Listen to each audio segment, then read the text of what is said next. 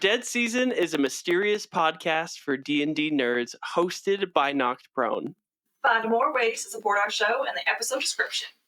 Hey everyone, before we get started today, I just wanted to shout out two of our amazing Knocked Prone knockouts who have sent us in stuff. Todd Love on our Discord, 3D printed Finn, so cool. Alex Homunculus Spider, and Puddle, our primordial seedling. Thank you so much, Todd. These are looks so good. Yeah, Insanely these turned out cool. amazing. Super high detail. It's been a day. It's been an hour and 40 minutes of just trying to get to this Saturday, point. Saturday. Saturday, emphasis on sad. So, Dude, listen, we get to play some D&D. In my opinion, that's a net win.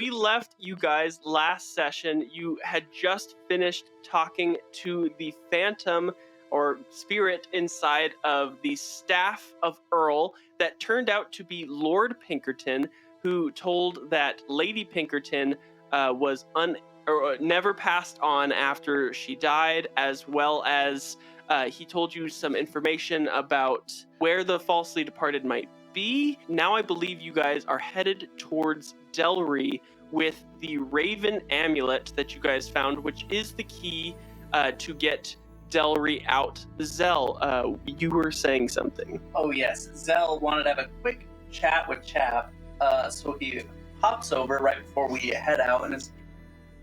Well, Chap, Yeah? You know, I thought it might be fitting, hopefully it's not too dangerous, but I would like you to come and join when we save Delry. If it's something you would so choose, Delry could perhaps be your new brother. Delry, my brother? Oh my gosh. I never considered that.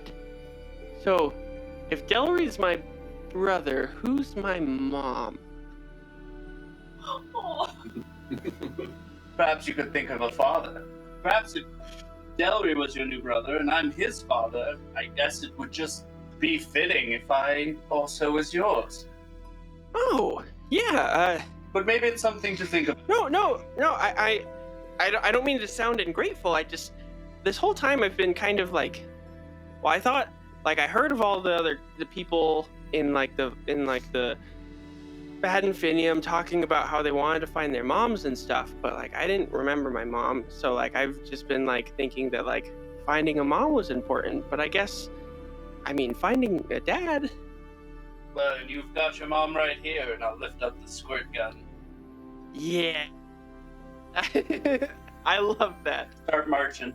So you guys make it to the red herring fishery. It is abandoned. There's not been a soul that has entered or left. The pigs that were here before have seemingly deserted the place. What would you guys like to do? Would you like to use the back entrance to get to Delry? Probably what we do. That's the fastest way. Best not to make a scene of ourselves. The back way is probably the best way. Agreed. Oh man, you guys avoided my trap. All right, so There's probably some kind of really suspicious trap on that end we should probably just avoid. you guys make it through the back entrance and are able to make it to the room that Delry is in behind this huge ichor wall. What would you guys like to do? Talroth, do you have the amulet? Of course. I will hand it over. I'll approach cautiously.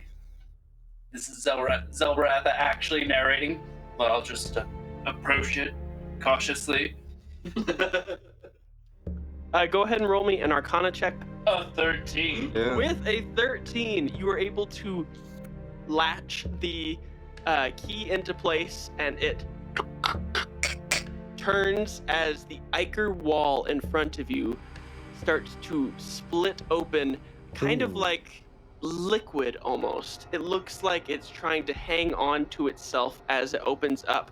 But this ichor cage opens, and before you, you see your son, Delry. But quickly, I'll run up and grab Delry out of the substance. Try to not get it too much on myself. Maybe use like a handkerchief. So I kind of pull him out, try to clean him off. I don't know if the substance seems dangerous. Perhaps I can make a survival check or something. Yeah, roll me a survival check, absolutely. It's going to be a 14. 14, all right. So with a 14, you're able to clean Delry off to the best of your ability. You don't get any ichor on yourself. However, as you take Delry out of this cage, you notice, similarly to Chap, Chap has the will-o-wisp kind of floating around close to his chest. Delry is unresponsive, and the will-o-wisp is farther outside of Delry's chest cavity. It seems that Delry's soul has been disconnected from his body. So you sit in a moment of grief, panic, terror, before a massive portal will open and Jewel, the raven, will fly through and land on your shoulder, Talroth, as you are clutching this amulet with the raven symbol on it. Jewel, you have chosen an interesting time to arrive, but I am glad you are here, my friend. Is there some way that you could help this lad? Yes, hi, Talroth. Sorry, I know that I'm coming in an opportune time. So, soul splitting has occurred here, and obviously it's not permanent yet. The soul has not completely exited, has not completely detached itself from Delry, but there's little time. There's a. Are you familiar with the falsely departed? I am. They have a summoning, not summoning. They have a ritual of sorts as his wings are kind of flapping about. Again, nobody understands Jewel except for you. You're just talking to a bird at this point. Is it like chirping, or is it just Yeah. telepathic? Jewel will look at you and say, the falsely departed have a soul welding technique that can be used to bring souls back into a body. But their headquarters, I believe, are. Do you know where the headquarters are? Would I know where it's located? Could I do it like a history check maybe, or? Yeah, Earl, go ahead and roll me a history check. All right, Earl's gonna like hold his head because he's got a bit of a headache from drinking too much the day before. I rolled a 10. He's got a -2 to history, so. As the leader of the Badenfinium, you would know that the falsely departed headquarters is in the astral dissonance. Right. So if memory serves, and it's not the best, kind of nursing the headache here. There's I think I know where they're located, and I share that information with everybody. All right. The astral dissonance is something that has been decided to be a threat by the Reapers, but I would not be surprised if that was another one of Lady Pinkerton's ruses. Yes, because we're all very familiar with the Reapers getting things wrong. Quite. In any case, I believe that should be our next point of interest. Is Delry well enough to travel? But of course, Delry is hearty and strong. I could cast some healing hands on him if that would help. Seems a little bit beyond that, but I mean, I welcome any help. Yeah, go ahead and roll a medicine check, Earl. Okay.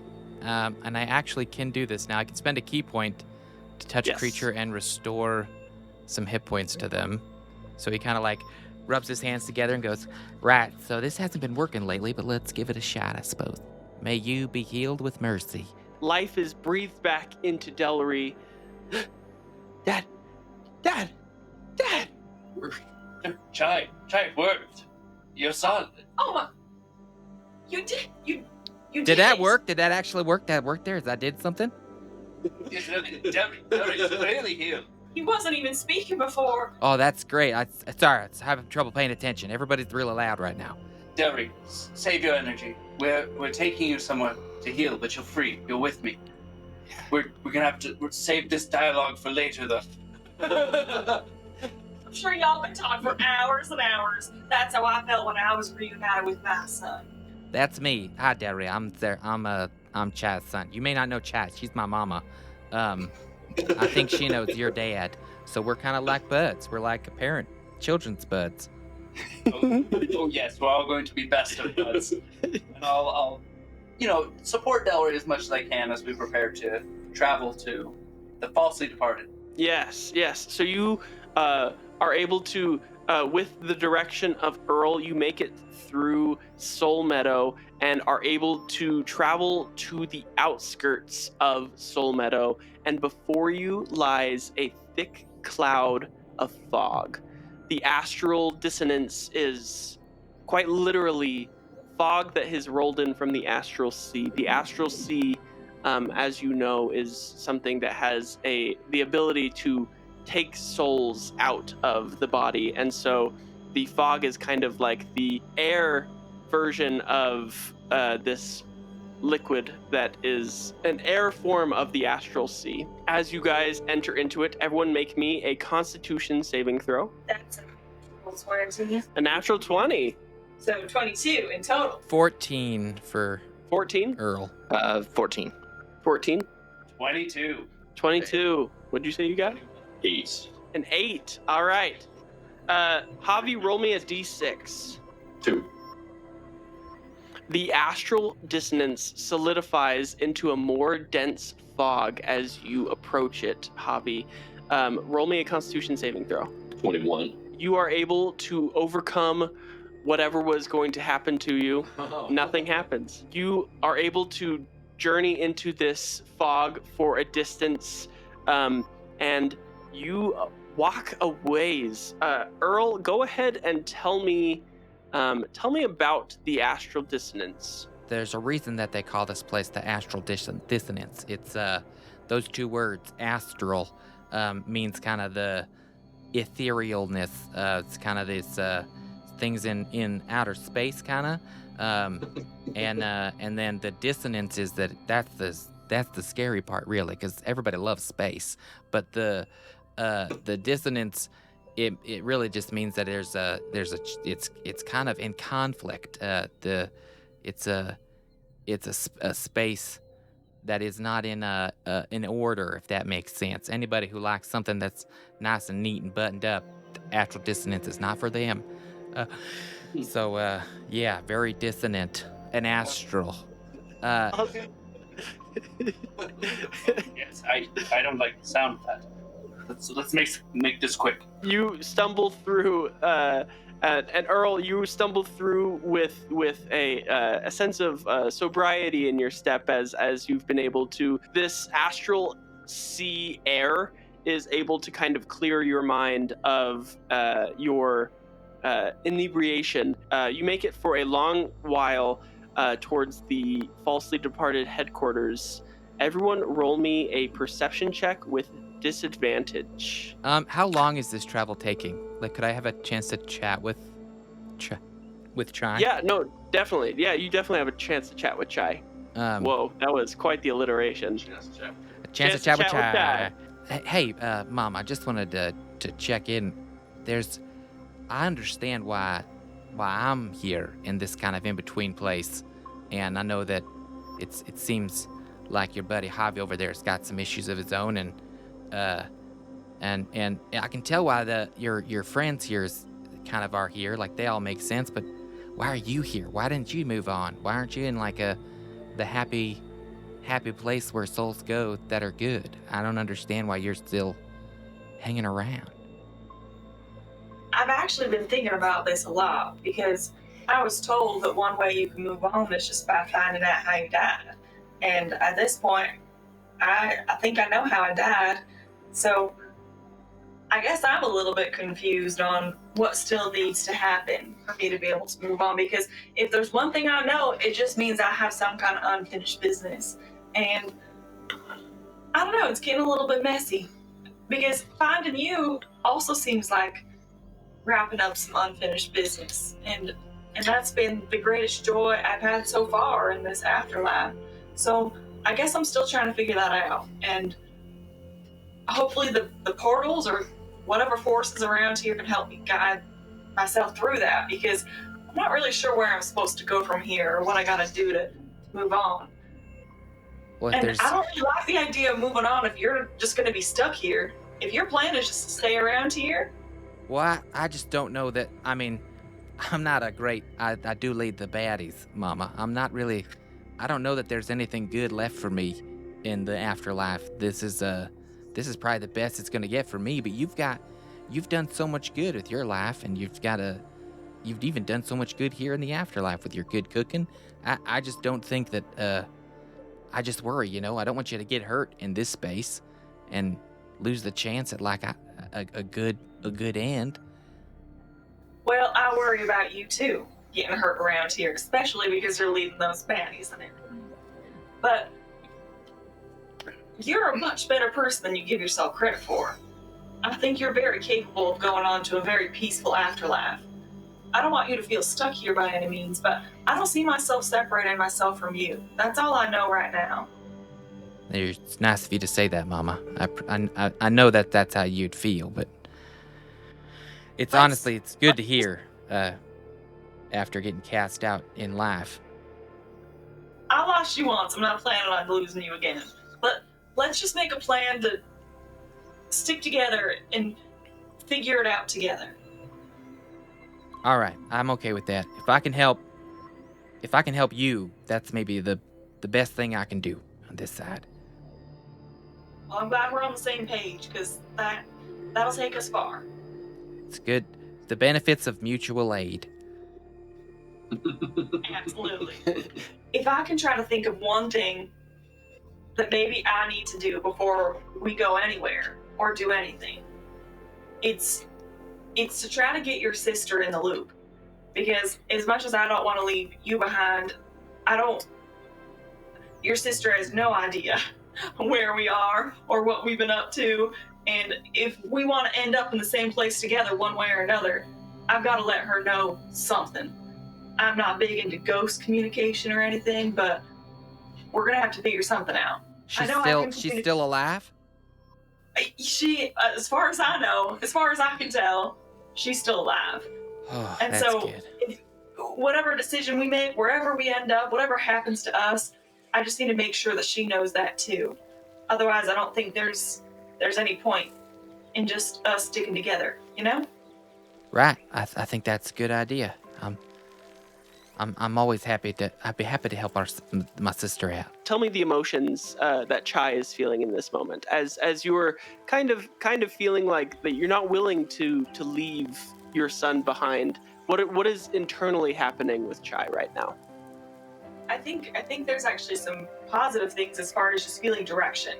Feeling direction for like, okay, I have steps, like I'm figuring out things, I'm getting part of what I want, and we can figure out things together, and I don't feel so alone now and just like lost in this like mid afterlife situation that we've been in and everything. I think that the one bit of dissonance, if you will, that's in my brain is the fact that a lot of what we're figuring out together right now isn't necessarily in line with what I've followed my whole life. It's not necessarily in line with, the clan Eldath, which was like the structure I followed for my whole life. And suddenly that just feels like a little more irrelevant, because we're just figuring things out on our own, and we're kind of making up our own rules as we go. And I'm not really sure what to do next, when I feel like in my life I know exactly what to do next, because there was a rule for that. There was a rule for everything. You're feeling this dissonance in your brain as you are walking through this astral dissonance, and before you see a massive mound of shadow in the distance. You are the only one, seemingly of your entire party, who notices this giant shadow in the distance. This is not something we've seen before. Like, this is a new thing. You're in the astral dissonance. You've never been here before. Hey, everybody, hold on. Something. Does anybody else see that? What's going on? I don't feel so good anymore. I don't see anything. I see nothing. I don't know if we can go any further. Is it safe here? Feeling like we might not be very safe. This is a sudden shift. Sorry. No, I got nothing to say. I'm just as confused as the rest of you. Can you explain further? Something doesn't feel right. There's something in the distance. You don't see that? It's like a shadow. I also have hallucinations. Javi, Delusions. Do we need to go this way? can Finn see anything? Hey, boy! Yeah. Have him look around. Just does he see anything? Finn is able to kind of peer through the astral dissonance and gets a clearer picture on your Finn pad that you have, that you can see through his eyes. And you also, and with Finn's perception, you also notice what Chai is seeing in the distance, a massive shadowy mound. I want to say that as he's looking around, Finn will almost dog point Yep. with his head. Well, What is it? What is it, boy? Timmy's in a well? Oh, man. see a shadow, the darkness. Do we have to go this way? Is this the only direction we can head to get to where we need to go? Earl? I mean, it's better than nothing. I think if I understand fog correctly in physics, the closer you are to something, the less foggy it gets. So we should, I think if we get closer, we might know better what we're looking Perhaps whoever goes in for Talroth, you can do your magic stuff and make him go safety. I was thinking something along those lines as well, and I'll just point out in the direction of the mound that they pointed out to me. Can I have one of my wisps basically just go over and just start rotating around it, see if it reacts at all, if it... Yeah, so you send your wisp out, and it is going to illuminate a path, and the wisp starts to circle this figure, and it takes a long time before, like, it goes out of sight. It's a very large... It is a gargantuan creature. Gargantuan. And it does seem like a creature, not a structure. Or... Yes, however, your will-o-wisp, roll me a charisma check to see if you can kind of get the communication with your will-o-wisp. No. Or 8. The wisp goes behind, and for a moment you think that you've lost the wisp, and then it reappears. I'll just... Whatever we are getting ourselves into, that is a very large being. Or... thing. Javi will give Finn a little tap and say, "Hey, go, recon, go. Have Finn sneaky. Before Finn, you watch on this Finn pad, before Finn lies an immense, lifeless body, a decayed form sprawled across an operation table of sorts, and shrouded in thick, eerie fog, with mottled and marred skin that appears like a grotesque blend of smooth stone and decomposing leather. The features of this figure, though strikingly humanoid, are frozen in a macabre expression of death, as if he faced his end with dignity, fear. Twisting metallic needles that you recognize, Javi, pierce through this gargantuan creature's skin, and the tips of these needles are buried deep within the veins of this creature and are extracting a thick, dark ichor. The sickly fluid of the once divine essence of this creature is being siphoned through a monstrous apparatus that is dripping into waiting containers with an unsettling rhythm. I think I might know what this is. What is it? I think that might be a god. Well, it does seem fitting considering the large stature of this being. That would make sense. Do we know what god it is? Because that could really change how this is about to go down. Everyone roll me a religion check. 12. 16. 16. 15. 12. 18. 18. Earl and Talroth, as well as Zell, you would recognize this being as the god Lathander. Earl, you would recall that Lathander has been dead for about 100 years, and a large gaping hole is in the center of Lathander's chest. And similarly to, you notice Delry, a ginormous supernova-sized will-o-wisp that is both brilliant and radiant is escaping from the god's chest cavity.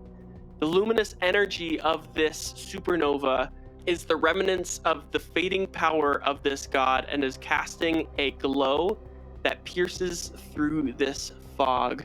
And you are all able, as you approach a little closer, as the light gets closer and closer, the fog appears a little less thick, and you see the god Lathander's hands, each as large as wagons, buildings, lie open and relaxed, with intricate lines and patterns now showing signs of decay. As you approach, the sheer scale of Lathander becomes more and more apparent, his vast form dwarfing everything around you, casting long ghostly shadows through this swirling fog. The scent of salty astral air mingled with sickly sweet scent of decay and the taste of, you know when you like lick a 9-volt battery?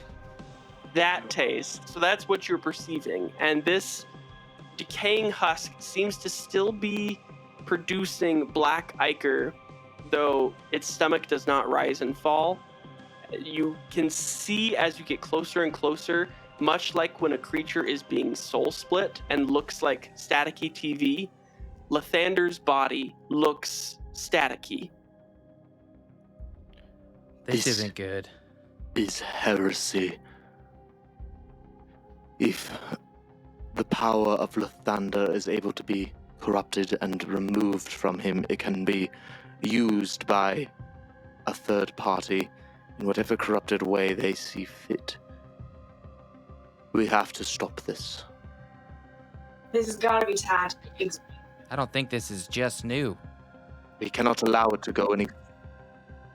If it goes any further, if that will-o-wisp leaves Lathander, we will be in a whole new world of trouble. As you say that, everyone roll me either a forensics, which is constitution plus intelligence, or intuition, which is wisdom plus charisma. 17. In this rare situation, I do agree with the Reaper fella. I rolled a natural 20, and with the modifiers is a 24. Wow, okay. 19? 17. 17? 15? 25. 25. Holy cow. All right. Let's start go. with the lowest. With a 15 on forensics, you're going to get mixed results. The ichor coming from this decaying corpse of Lathander, Talroth, as you appear over it, appears to be the blood of this dead god, but something in your heart tells you that this might be a more sinister substance. And then we'll go with what the nat 20 perceives. You see, Earl, 2 ichor-infused light constructs that are looking very similar to Javi's suit. However, they do not have a person manning them. They have corrupted will-o-wisps manning them. And these constructs look to be wanting to possess more and more powerful bodies. And from the looks of it, you just became their favorite choice on the menu. We got company, everybody. There's something over there. There's something not dangerous, some constructs. May I suggest everybody takes a little sip of their chai tea? It'll make you a little bit tougher. I think things are about to get crazy. Say again what the benefits of that chai tea are. +2 to AC for 1 minute once you drink it. A roll initiative. 12. 13. 16. 14. I have 14. Ooh.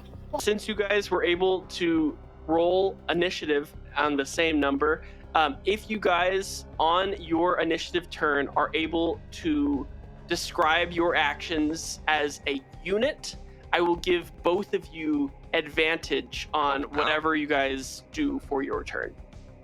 That's cool. Talroth with a 16, you are up first.